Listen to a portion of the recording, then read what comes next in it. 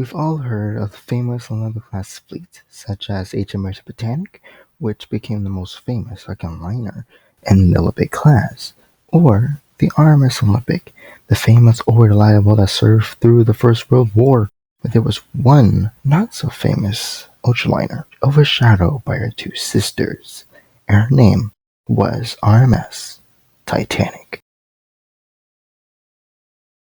Hi, I'm your friend Historic Tides, and welcome to a thought experiment where we will try to use real events, probabilities to uncover what could have happened if Titanic never sunk. Join me today as we find out.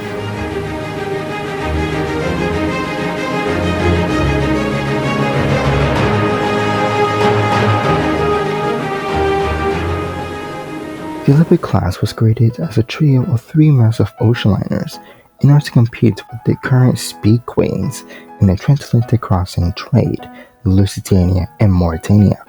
Bruce Ismay, the head of the White Star Oceanic Steam Navigation Company, or just the White Star Line, a luxury ocean liner company that specializes travels on migrate primarily through the very popular transatlantic crossing. Together with builders Harland and Wolff Shipyard, dreamed of building the RMS Olympic and Titanic, which were built side by side in Harland and Wolff Shipyard in Belfast, Ireland, soon followed by their third sister, the RMS Britannic. RMS Olympic was completed first on May 31st, 1911, and made her maiden voyage in June of that same year. After two unforeseen delays, on one date, September 20th, 1911, when a British cruiser HMS Hawke collided into her hull by the stern, compromising two of Olympic's watertight compartments, and another on February 24th, 1912. While on a voyage eastbound from New York to Southampton, Olympic threw a propeller blade roughly 750 miles off the Newfoundland coast, forced Olympic to limp back to Belfast for repairs. Titanic too would encounter a delay due to Olympic's misfortunes in 1911, though upon Olympic's return to Belfast, this was a stage where Titanic was in her fitting out process. Her funnels were attached and welded and bolted into their places. Titanic and Olympic were seen together side by side in Belfast, Ireland once again. Of course, as a White Star Harland and Wolff vessel, Titanic was the largest and safest vessel in the world, being completed on March 31st, 1912. Just as the Olympic before her, Titanic departed Southampton on her maiden voyage on April 10th, 1912. Though with a bit less love compared to her sister ship RMS Olympic.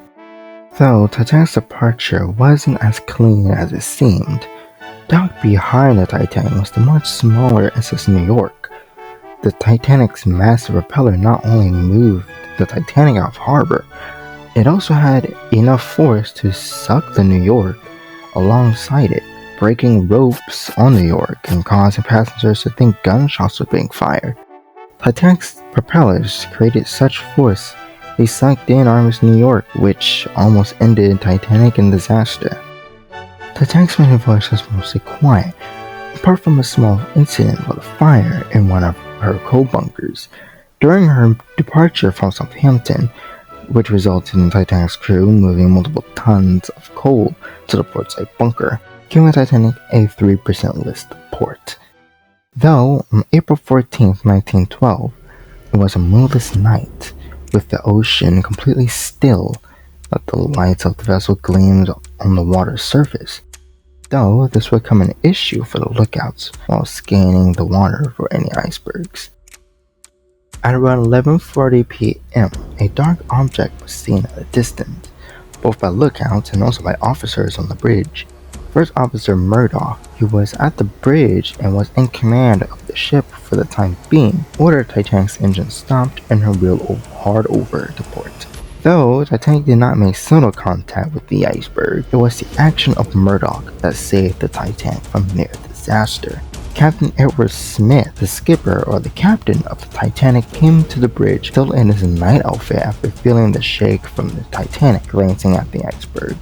Captain Smith gave orders to Joseph G. Boxhall to investigate Titanic for damages, whose findings concluded that only 3 compartments was flooded, which meant Titanic was safe. Captain Smith ordered Titanic's engines forward, and the ship pressed on to New York.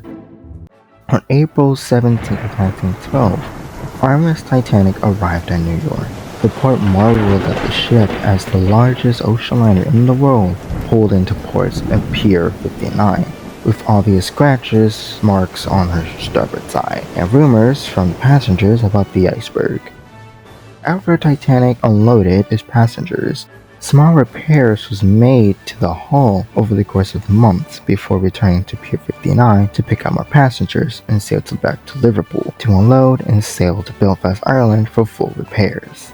After Titanic arrived in Belfast on May 17, 1912, and underwent repairs for 6 weeks, alongside RMS Olympic, which was also undergoing repairs on June 12, 1912. Titanic was once again left Belfast to continue her career, with as well a new captain due to Captain Smith retiring from service after Titanic's maiden voyage. Captain Herbert James Haddock, who was captain of Olympic after the collision with HMS Hawke, and Captain Smith being moved to Titanic for her maiden voyage. Thanks to Titanic, Ismay dreamt of 3 big, massive ocean liners was finally coming true, and a bright future was approaching. Sadly, world events would erupt the 3 massive ocean liners when Britain and Europe entered war. The outbreak of the First World War was a disaster for the Olympic shipping trade and the world as a whole. The trio of ships were completely mothballed, the White Star Line discussing with the British Admiralty as the British government wanted to use the massive trio for war efforts. RMS Titanic and Olympic were removed from service first and converted into troop ships, now becoming HMT Olympic and HMT Titanic. Titanic, captained by Captain Bertram Fox Hayes. Titanic's superstructure was painted gray, her funnel painted in a dark gray, and 3 turrets with 4.7-inch guns with 4 pairs on port and starboard, and 1 single turret at the stern. Large windows that once illuminated the dining room and other large rooms were blackened out. Chairs, dining tables were all removed and replaced with Royal Navy materials and amenities. Cabins were changed to military rooms, and some even changed to rooms for weaponry. Once Titanic and Olympic entered service, Olympic and Titanic's first mission was to transport British soldiers to the Mediterranean and Mudros, Greece, to help support the Gallipoli campaign. Olympic departed Liverpool with approximately 6,000 soldiers. Aboard HMT Olympic departed bound for Mudros on the island of Lemnos, which was part of the Durianus campaign. Titanic would follow 10 days later. Titanic arrived on October 12, 1915, anchoring in the harbor.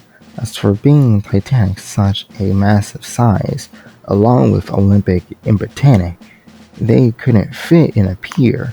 Tinderboats would have to come on the port and starboard side of Titanic and unload soldiers one at a time, and sail them to land and sail back to Titanic till every soldier was off the ship. This operation was quite tedious. It would take 8 whole days, same for Olympic during her time in Mudros. RMS Britannic, now named HMHS Britannic after being ordered by the Royal Navy and converted into a hospital ship, entered service on December 23, 1915. Now, Ismay's dream of the trio of giant liners finally became a reality. After 3 successful voyages as a troop ship, Titanic was pulled from troop service and as well became a hospital ship with Britannic due to using troop ships with these ships such as Olympic and Titanic and Mauritania used a ton of coal just to run these massive giants constantly, so the Royal Navy made the decision to turn them into hospital ships. like Britannic. Now, these ships were called HMHS, which stands for His Majesty's Hospital Ship. Titanic departed Liverpool on December 23, 1915 to modules following Britannic, which departed November 23, 1915, en route to Naples, Italy to refuel with coal before heading to the Aegean Sea. Titanic served as well the addition with RMS Aquitania entering service. Titanic had served 15 months and completed 8 voyages. On Titanic's 6th voyage, she almost encountered a U-boat. The U-boat following Titanic about 3 miles from Kiev until heavy fog rolled in and the U-boat had lost the Titanic. After the victorious win of the Allies and the world seeming to have met peace, British ocean liners that were once passenger liners operated, then converted into operated by the Royal Navy for the war effort, were returned to their owners. Titanic and Olympic returned to Belfast in August of 1919, though with the unfortunate loss of HMHS Britannic, which sunk in November 21, 1916 by a mine in the Kiev Channel near Greece, sinking in 55 minutes. Titanic and Olympic made it back in one piece. Titanic and Olympic were showing age from the war efforts. Ismay wanted Titanic and Olympic to finally have first refit. Thomas Andrews, the designer of the Olympic class, returned and used his notes he took during the maiden voyage from the Titanic and Olympic and made the changes to both ships. The Titanic was fitted with something called a double hull, which is like an inner skin. If a breach was made in the exteriors of the ship, the double hull will protect the interiors from water, stopping the flooding. Britannic featured a double hull during her construction. A big change to Titanic and Olympic will be fueling. Titanic and Olympic were coal burners in 1912, though a new fueling was showing. The Titanic and Olympic be oil burners. Oil was more efficient and better than coal burning. The screw were needed for oil burning as well. 9.4 knots more were produced from oil burning. It produced less smoke from the funnels, which made it a less hassle with cleaning the funnels, and the ship can be much less dirty. Coal was a very messy material, leaving dark smudges on the hull, and took days just to refill the ship. Oil was much faster and cleaner. Titanic received the same 4-blade central propeller as Olympic, and due to Titanic trying out a 3-blade central propeller, Titanic did not really achieve much more than Olympic's 4 central blade propellers did. During Olympic and Titanic's paint jobs, the gold shear line which was used to connect the black hole and the bright white paint on the superstructure lowered to make the ships look more modern, as the White Star Line had gotten 2 more liners, RMS Majestic and Homeric, both being originally German owned until of World War I, where both ships were mothballed and seized by the Royal Navy. Titanic and Olympic were also fitted with enough lifeboats for everyone on board. Cunard learned their lesson from the sinking of the RMS Lusitania in 1915. Titanic now had 50 lifeboats on board. Some were even motorboats with their own wireless radio.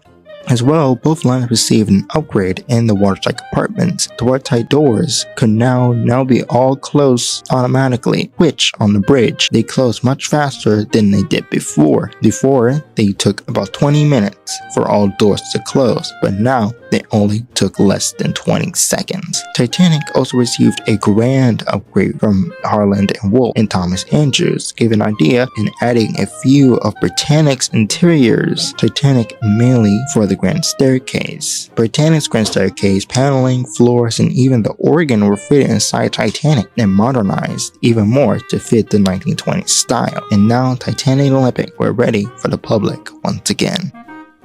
After the refit, Titanic would enter service on June 25, 1920, with the Olympic and Titanic Majestic pulling the entire fleet, each ship bringing a different side of the trade.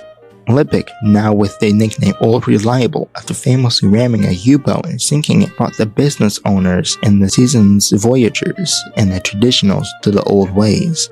Titanic, the ultimate sociale, brought the new money, Hollywood stars, and those who were looking to be seen. And Majestic, the Grand Empress, who brought the high ranking, the ones who wanted the biggest and the best. The weird trio were a massive success in the transatlantic trade, Titanic bringing in some famous people on board as Charlie Chaplin, Cary Grant, and Carrie Douglas, Fairbanks, Mary Pickford, and Percy Rockefeller. Titanic and Olympic would often sail by each other, which result in a close sail-by and a blow of the whistle as they pass. The passengers on board would all go to one side of the ship to see the other amazing sisters sail by, causing the ship to have a little 1.2 list to the other side. Ismay's dream once again became a reality as once again Olympic, Titanic, and Majestic pulled the fleet to success.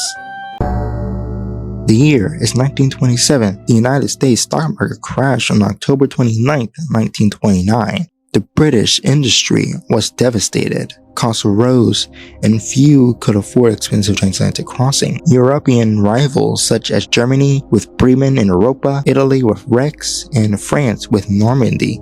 Its ships completely outclassed the smaller British ships. By 1932, Titanic's passengers tally had dropped about 75% from its 1921 peak from 38,000 passengers to only 9,400 passengers. Titanic once again refitted to try to attract an upper middle class. Titanic Olympic were pulled from service and refitted with a dance floor, and smoking rooms were fitted with wicker furniture, bright colored coaches, couches, chairs, flooring, and wall paneling. After Titanic and Olympic once again completed their refit, they both set out into service. Once the White Star Line was ready to construct a new liner to compete against the larger ships like Bremen and Europa, builders at Holland & Wolff started constructing a massive liner that was going to be named Oceanic 3. Cunard Line rivals of the White Star Line were also constructing their own superliners soon to be named RMS Queen Mary and Queen Elizabeth. The White Star Line and Cunard Line both were requesting support from the British government and funds for their vessels, though the British government had a different idea in mind. The British government was for one of their constructions under one condition in a merger, which the White Star Line would use in the Cunard Line would be the mother company, forming a company called Cunard White Star. Cunard's Oceanic 3 was cancelled, and Cunard's Hull 534 in Queen Mary was introduced on May 27, 1936, becoming the largest liner in the world, but that's a story for another time. Now, with Queen Mary and soon Queen Elizabeth in 1940 of February, Cunard Lines retiring old liners, Mauritania was pulled from service first in September 1934 and was later sold for scrap, leaving Southampton for the final time, being scrapped on July 4, 1945. Olympic was pulled from service on April 12, 1935, departing Southampton on October 11, 1935, and was scrapped on September 19, 1937. It was finally removed from the shipping registry in early 1939. On the other hand, Titanic and Majestic and Aquitania were still making pretty good profit and would stay in service a bit longer, though RMS Majestic will be scrapped in 1943 along with Homeric, which was scrapped in 1935. Though, on October 13th, 1935, RMS Titanic was finally scrapped on Truro on the River Tyne with RMS Homeric. Even though Titanic had lasted longer than her first sister ship Olympic, Titanic still couldn't make it far enough. Though, what if Britannic lasted? How long would that come out in my story? Well, that's a story for another time.